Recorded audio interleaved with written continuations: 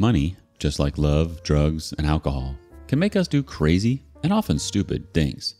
And the more moolah that's on the line, the more likely it is for logic to fly out the window. Today on rLounge, people love money, and focusing on the dollar signs is almost always a problem.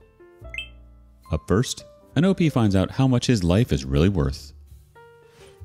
I should have sacrificed myself for her.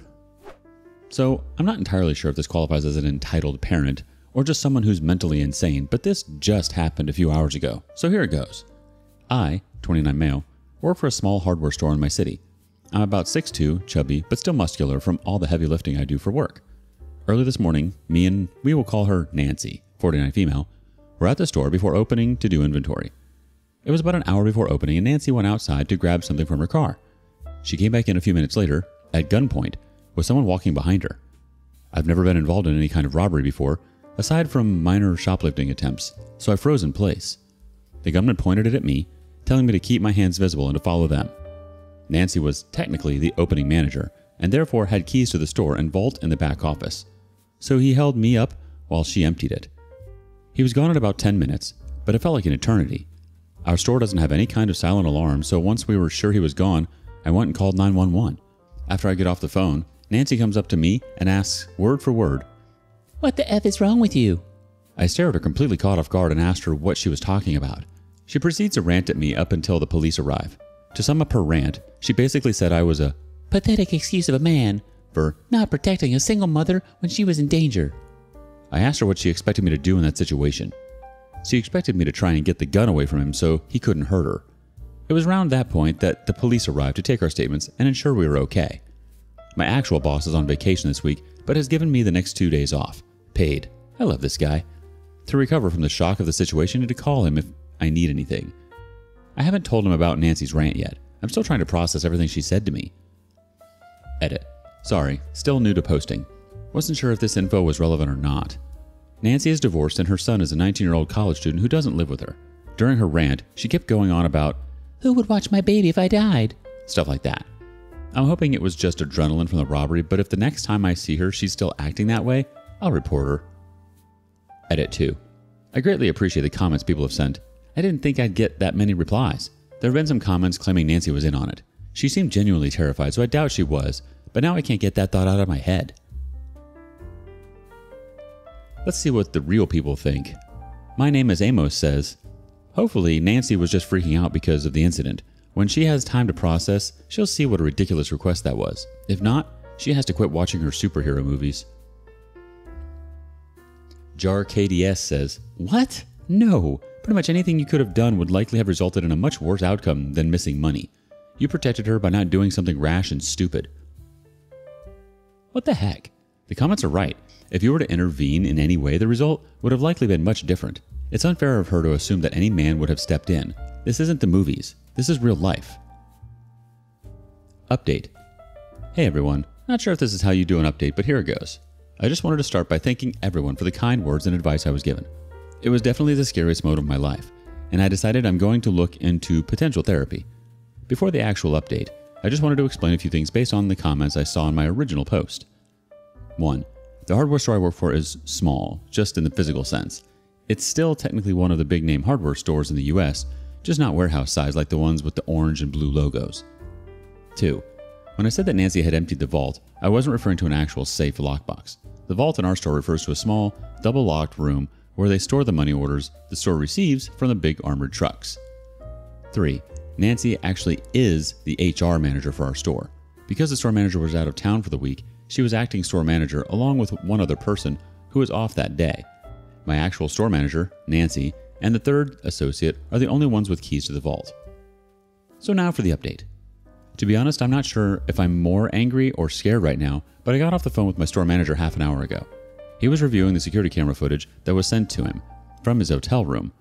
I knew the store had cameras. What I didn't know is that we have cameras that face the parking lot.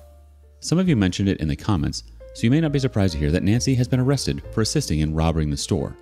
I can't go into extreme detail, but according to my boss, the gunman was seen exiting Nancy's car when she went outside. They spoke for a bit before walking back up to the store. I don't know how much else aside from that the guy was her new boyfriend. I'm feeling so many different emotions right now. Confusion, anger, fear, etc. She traumatized someone 20 years younger than he for a few $1,000s. I don't know if she was chewing me out about the single mother thing because she'd hoped I would have done something to warrant getting shot over. All I know is that this woman, who originally did my hiring interview, is mentally insane. As I said, I think I'm going to look into therapy for this. It's just too much for me to process alone. My boss has offered me addition of leave of absence if needed as well. So for now, I'm going to take some time off, and if I get any more info I can share, I'll further update you. Let's see what the community says. Own Presentation 6561 says, "Thank you for the update, OP. I'm just glad you did not get hurt. What a witch. She set that up, then had a go at you probably to look innocent. I hope you take the time you need to get over this. Take care and keep updating when you can." Giffy85 says, "Sending strength, and make sure that the store pays for your co-pays or any medical bills. They get reimbursed from their insurances that they have to have. While he's been kind giving you space, you still don't deserve to pay for treatment, and make sure you get in writing that he is allowing this time off. That way he can't fire you for any reason while out." Oh, what? I was not expecting that. I'm so sorry this happened to you. It's extremely traumatizing. Not just being at gunpoint, but the fact that this woman actually wanted you to get violent so as to maybe get you hurt or possibly killed. If this woman was HR and acting store manager, she should have known there were cameras and that she would get caught. What an absolute buffoon. Anyway, please take all the time you need to process what happened, OP. What would you do? Next up, this OP learned some hard lessons in owning a business. The most entitled client I ever had. So I made mention of this in a previous post, and quite a few people requested to hear about it. I will start with a little backstory. I'm a certified machinist and welder. I do everything from fabrication, prototyping, and repair. Most jobs I get are repair jobs, which is good because where I live there's a lot of mining, logging, and other industrial work. I have a system. If I get sent something for repair, I require a call first. Description of what is wrong, the part that is damaged to be sent to me, preferably not the whole machine, as I have only been doing this for 8 years total now. When this happened, I was still fairly new. I had just built my final shop that I am in now, and I had been in it for maybe a year. I got sent an entire dang horizontal Mobark tree grinder, now off on a quick tangent. I ran out shop space in my shop. I am very safety oriented. If I see one thing done wrong, I will kick someone out of my shop. Don't care if they are renting or not. I'm not going to be cleaning up the mess left behind after you lost a freaking limb. There are machines and equipment that absolutely terrify me, and number one is any type of wood chipper, stump grinder, tree grinder, anything that grinds. I don't want to be close to it if it has power. So, Mobark tree grinder, absolutely massive, first of all. Second of all, I had no idea what was wrong with it. Not to mention I had nothing to move it. The driver for the company had to drop the trailer here. No contact information, no description of what was wrong with it. So that thing sat there for maybe a week. Finally got a phone call. Went like this. "Hello? Yeah, I sent one of my stump grinders there for repair. Is it fixed?" Well, no. First of all, it's still on the bed of the trailer because I don't have anything that can move it. Second of all, I have no idea what was wrong with it because no call was made to me. Figures. What figures? I can't do anything if I don't know what's wrong with it. So, maybe instead of coming off as moderately hostile, then tell me what was wrong with it. It needs new teeth on the rotor. Keeps spitting logs back out. Okay. Do you want those fabricated or have you purchased them already? You can get them from this store and I just need them installed. We'll have a guy come out there with the keys for it.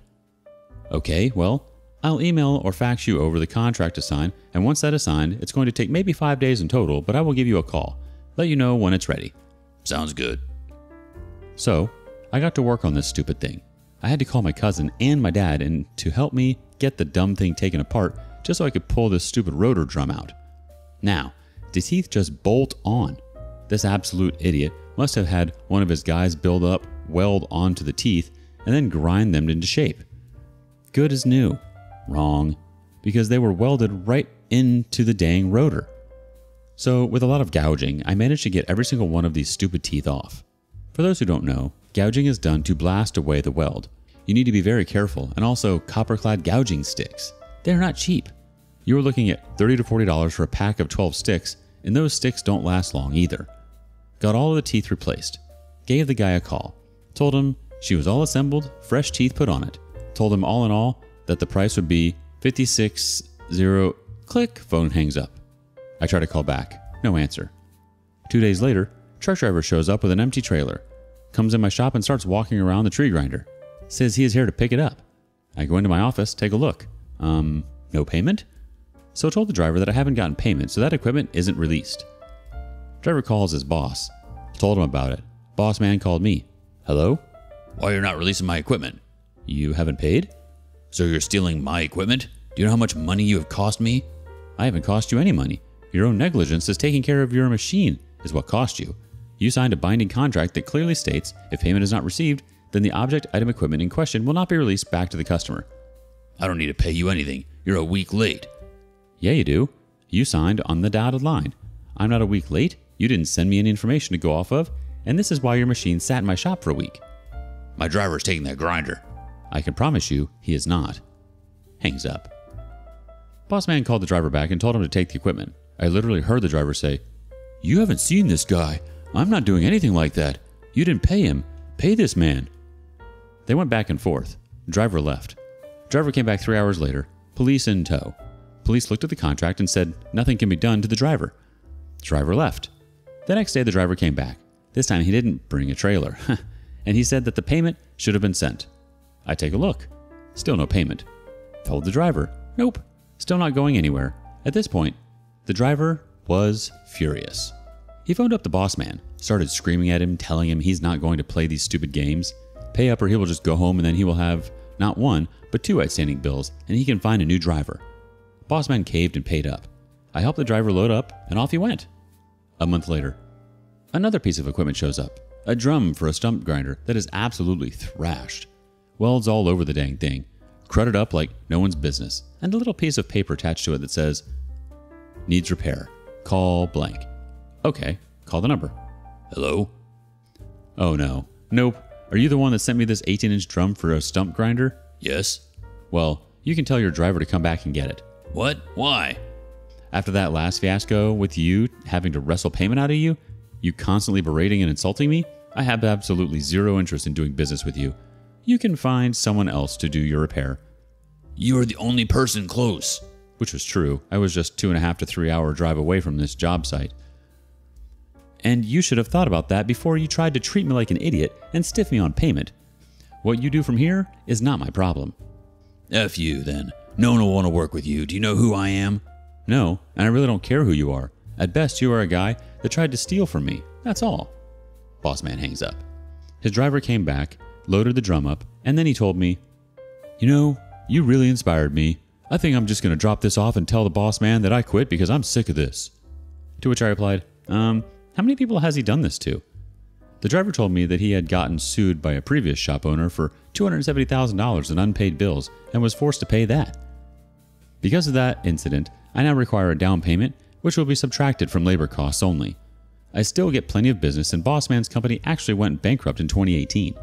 Now he actually works at the same company my cousin works at, building the very important equipment he once used to own. Tips for everyone out there. If you're running a business and you do any kind of repair, fabrication, be it computers, cars, heavy machinery, whatever, know what your time is worth, because there will always, always, always be someone that thinks that they can take advantage of you just because they can. Don't put up with anyone's crap. Don't let anyone disrespect you or your craft. There's a fine line between professionalism and rudeness. The moment a client crosses that line into rudeness, throw it back at them, but in a professional way. You didn't start a business for fun. You started a business so that you didn't have to put up with other people barking orders at you. Have a safety net in place, a contract, written agreement, something with a signature, because if I didn't have that one single line in my contract, legally, I would have had to release that machine and take him to court for the payment, which would have been a long and costly battle. Thank you for reading and have a nice day. Let's see what advice the community has. Ninja Select 3581 says, Thank you for sharing this. It's an awesome account of how to constructively deal with terrible customers.